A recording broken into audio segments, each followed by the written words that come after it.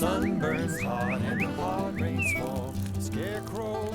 I'm Steve Irwin, and I'm trying to put a little bit of water in this bird bath so the birds won't leave me. That'll do for a while. You can have too many birdhouses in the neighborhood. We used to attract house wrens to that one. I actually put that up for a flying squirrel, but I believe it's too low. Might fall apart if I touch it. Well, maybe not. Used to, you'd have an exotic bird or two. Like the most exotic thing I've had was a summer tanager. Anyway, it started showing up at my feeder, and it stayed with us all winter and left at tax time, April 15th. But anyway, it was a neat experience, and found out later that they also enjoy eating bees. And there's a bee tree right over there. It's been there for over 10, 20 years. It's still there. If you want to see a bee tree, I'll be glad to show you. When you study birds, you can go in it all your life and you might know 99%. But I'm happy to stop at about 70 to 80. I know all the big things. The little things, I'll let the experts dwindle on those. You have a friend that you know, his name is Mike. Yes. And if you want to repeat that, your friend Mike. My friend Mike, yes. I'm not sure how to pronounce his last name, so I won't say his last name. But I first met him, I was out at Lake Fayetteville, and he was perched on, I think, the $1 Million Bridge with his telescope. But he was looking at birds from the bridge, the $1 Million Bridge out of Lake Fayetteville. But anyway, he was very nice, and he just mentioned that if I was interested, that Audubon was having a meeting or an outing the next week. I went several outings after that, and Mike and I became friends, and we went on individual outings quite a bit. Hey Steve, hey Mike. Right there. Linda gets a kick out of him. Linda likes him very much. She bakes brownies for him, which she likes. Mike, here's you some brownies for helping us out. Okay, well, thanks. Well, you're welcome. I know you love them.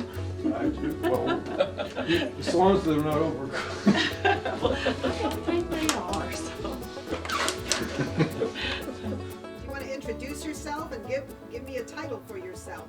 A title? Oh, I don't know if I want to do that. Your name? Name, rank, and serial number? My name? You mean my full name? Michael Allen Mlodinow. And you like birds. Yes. So we're in Fayetteville. I'm going to have you repeat. If you want a title, you know, I do when I fill out my tax returns, they ask for an occupation, and even though I really don't have one, I put down researcher because I kind of see myself as doing research.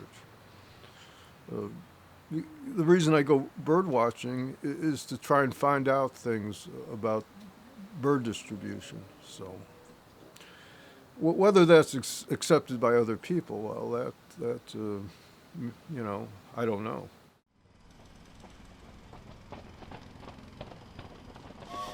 So when I go birding, I usually start after getting dressed. I noticed that today was supposed to be in the lower 20s, but it was actually in the lower 30s for a start, so that makes a big difference as far as my toes go. Okay, so after I get everything together, I go out. I usually take the orange bus, and I take that to the red bus, and I take the red bus to the mall. And then I walk from the mall to the Zion Road entrance to Lake Fayetteville Park.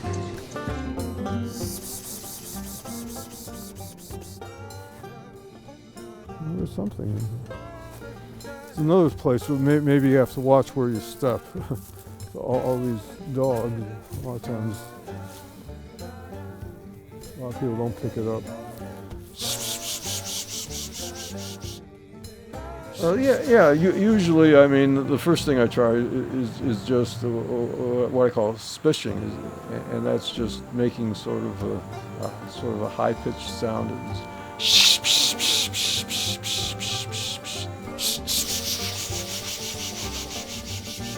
And the other thing is which I think I use more than most birders, but I think it's the most effective thing is squeaking. But I go like.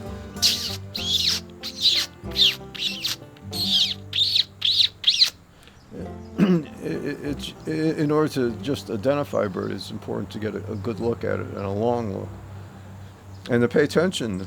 Unlike the people who described me as a guy with a rifle.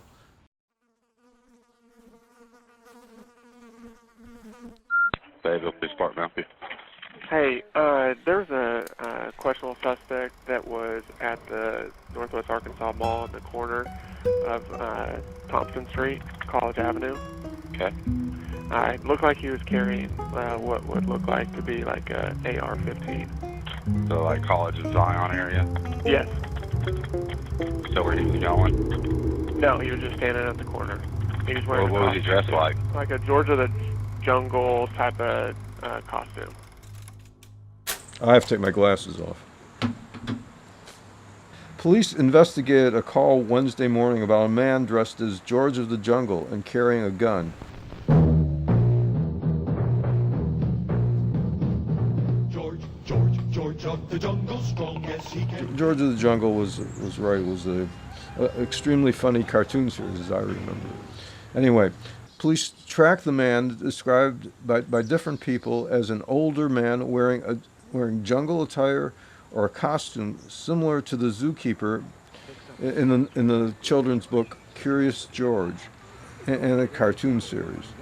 Police eventually found the man. The man was carrying a telescope and a tripod. No gun was involved, and no one was hurt during the investigation, Stout said. And they were very nice to me, actually, very, very courteous this time. Well, I've had, even in this area, some encounters with police where they sort of seemed to assume that I did something wrong. Like I said, what are you doing? Where are you going? Do you have a job? What's your social security number? Accuse me of being a peeping Tom. Various things. So, I haven't been arrested or I haven't been shot or mishandled by police like many black people have been. But I can sort of see where they're coming from. You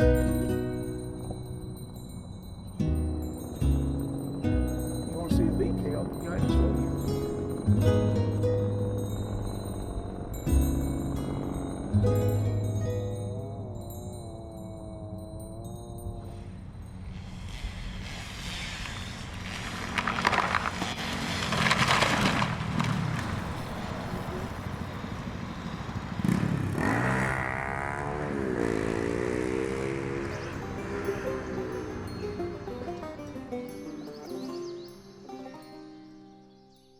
The first to come, I am called.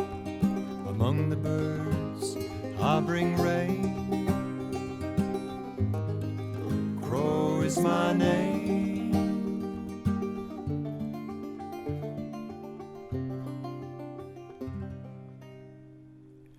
Robin sings a beggar's note, where one the nightingale was heard. If it's okay, I'm just going to take this path in here, go in the bushes and take a leak and come back. So shouldn't take too long. Unless I see something while I'm peeing.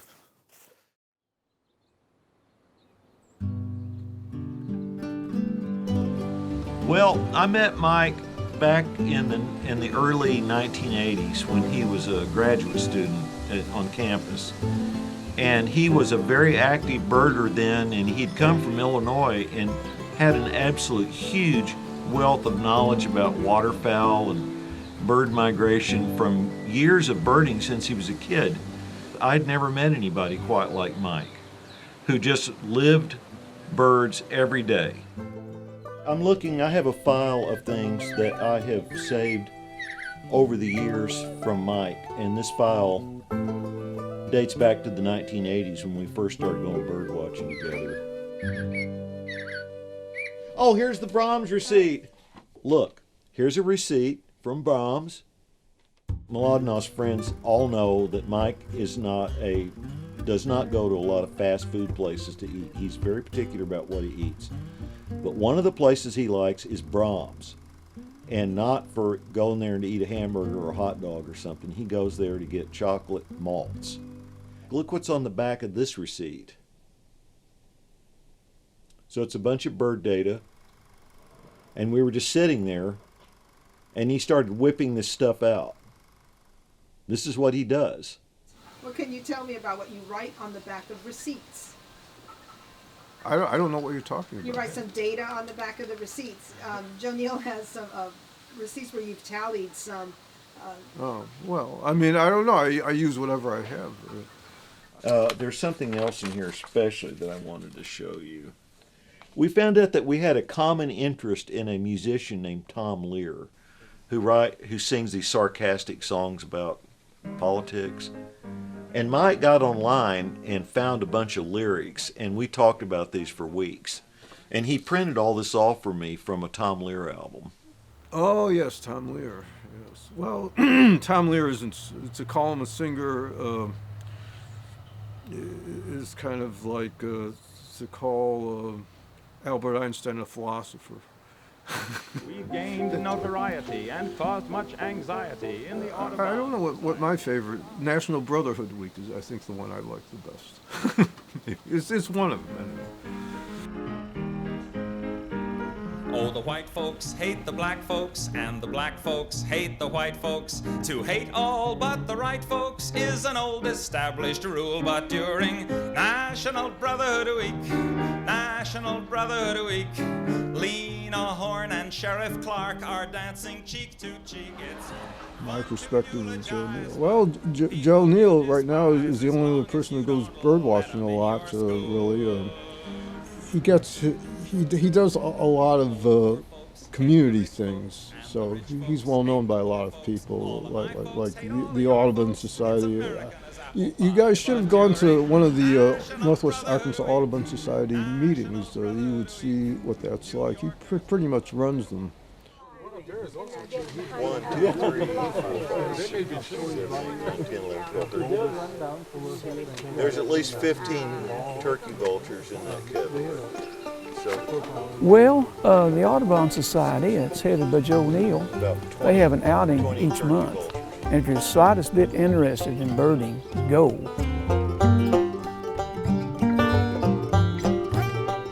You'll need a pair of binoculars, about the only piece of equipment you'll need. You need to get a good pair. And you can get cameras with lenses this long, and boy, you can see a bird over there and you get him look like he's right there.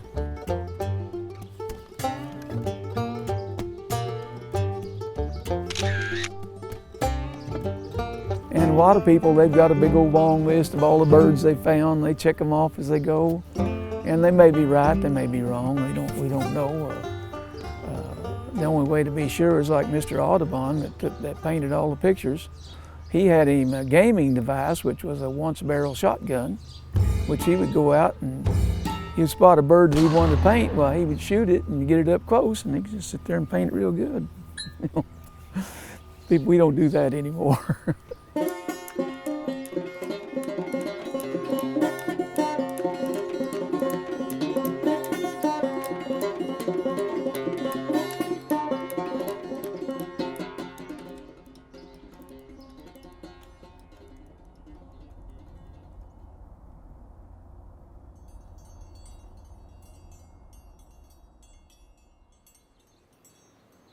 Well, the difference between the way Mike and I go birding is that Mike uses public transportation, and he has his local rounds that are kind of in his patch. And I own an automobile, and so I tend to go birding outside of the patch where Mike goes around Fayetteville, and I tend to favor going to those places and looking at specific environments or specific birds. Whereas Mike goes to the same places regularly and he gets a whole different kind of data.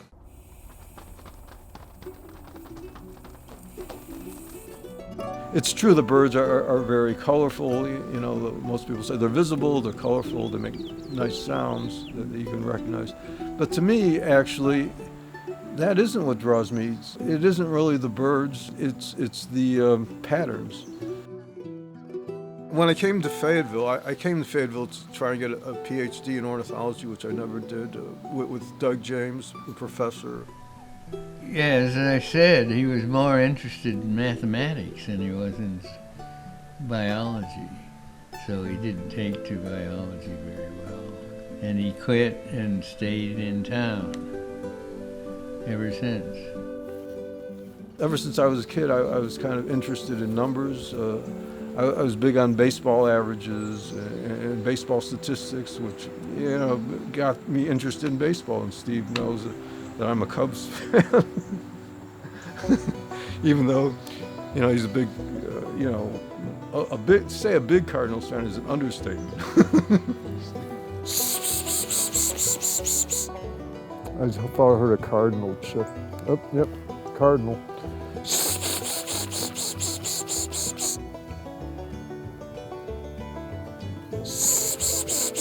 Looks like a male. You see red? I'm colorblind, so if I can see it, I figure other people can. And with birds, you know, these patterns had not been worked out very well. People would say they were common, they were uncommon, but they would have no data. You know, and that's what interests me. I go bird watching, I keep a list.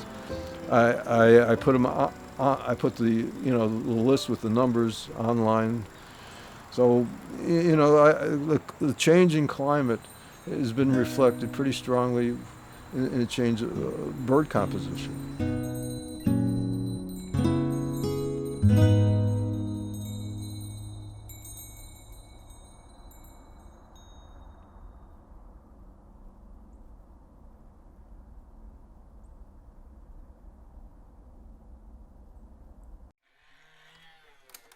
I have to take my glasses off because I can't see a damn thing like this. Here's a checklist. Here's a bunch of international migratory bird count data, which he originated in northwest Arkansas, the International Migratory Bird Count. In the middle of 1980s, Mike was talking about climate change back in then, at that time, and he'd already started looking at bird data. And what it was is he was looking at bird data about the winter. Because if the climate is warming, then some birds that normally would be south of Fayetteville should be becoming more common in Fayetteville as a result of the fact that the climate's a little warmer. And so I'd ask him various questions about, and here's two of them, about winter brown thrasher records. We've worked on several books together, a number of technical articles together, and Mike has always contributed his lots of bird data to them. And there's a whole pile of this stuff.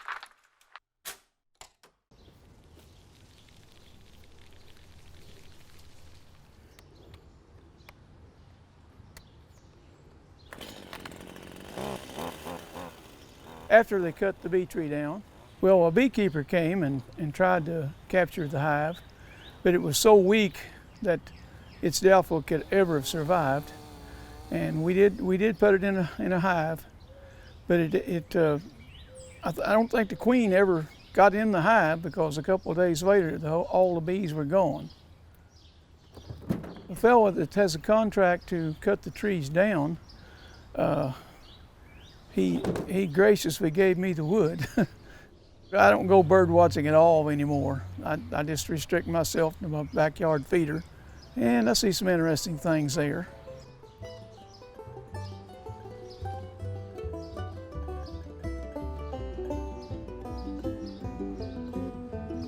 I'm Kelly Mulholland. Donna Mulholland. We're with the group Still on the Hill. We're a folk duo, is what we do for a living.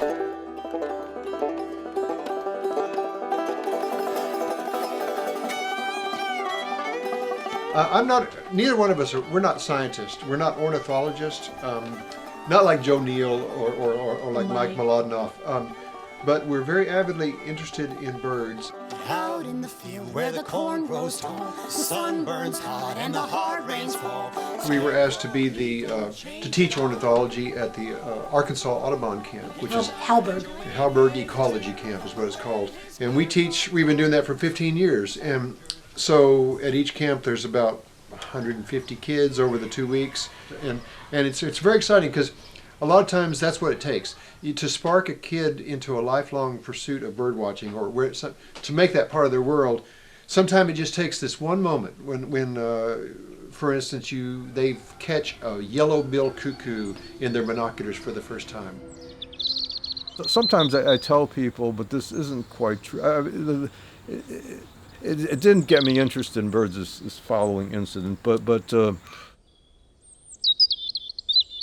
what happened was actually true. That when I was in junior high school, we had this indoor courtyard. We had the school surrounded an outdoor area. So yeah, we had this outdoor courtyard where people would play during lunch break. And so I went outside, and we were playing this game called Foursquare, I think. But anyway, I was dressed in corduroy pants with a corduroy coat, brown corduroy. And a brown creeper started crawling up my leg. And I couldn't get it off, actually. The more I tried to get it off, the more it dug in. It had sharp claws, those things. And so they kind of, I don't know. It reminded me that they were around. Let's put it that way, the birds were around. So.